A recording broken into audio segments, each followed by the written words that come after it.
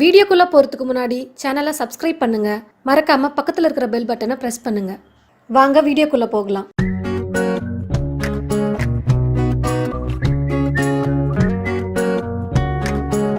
கத்திரிக்காய் கடையல் செய்யலாம். அதுக்கு தேவையான பொருள் ஒரு 1/4 கிலோ கத்திரிக்காய் கட் பண்ணி வச்சுருக்கிறேன். இந்த மாதிரி பொடியாக.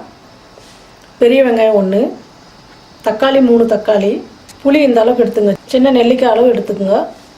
ஒரு 7 பச்சை மிளகா, கருவேப்பிலை கொஞ்சம், பூண்டு, மஞ்சள் தூள், கடுகு, எண்ணெய் விட்டுக்கலாம். பூண்டு, பச்சை மிளகா போட்டதுக்கப்புறம் இந்த மாதிரி தட்டு போட்டு மூடிடுங்க. இல்லைன்னா வெடிக்கும், மேலெலாம் படும். இப்போ வெங்காயம் போட்டுக்கலாம்.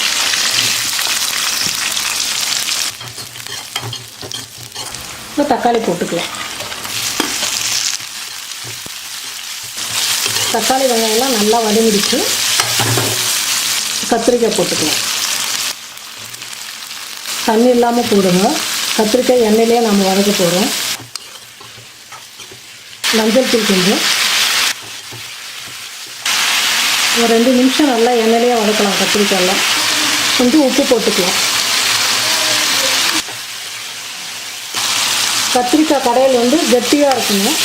அதனால் தண்ணி கொஞ்சமாக ஊற்றிக்கலாம்.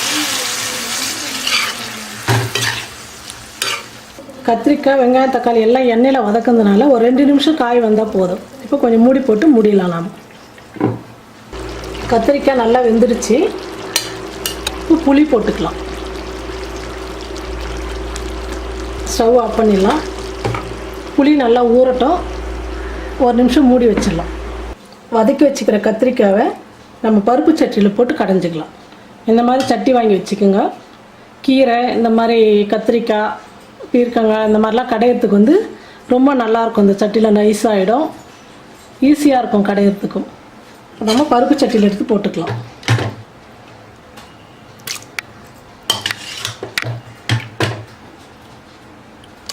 இப்போ நம்ம கத்திரிக்காய் நல்லா கடைஞ்சி எடுத்துக்கிட்டோம். இப்போ நம்ம தாளித்து இதில் போட்டுக்கலாம்.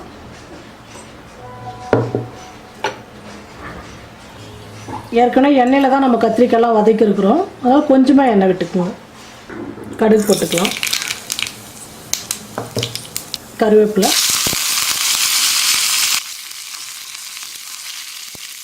இந்த தாளிப்பு எடுத்து கத்திரிக்காய் கடையில் விட்டுக்கலாம்.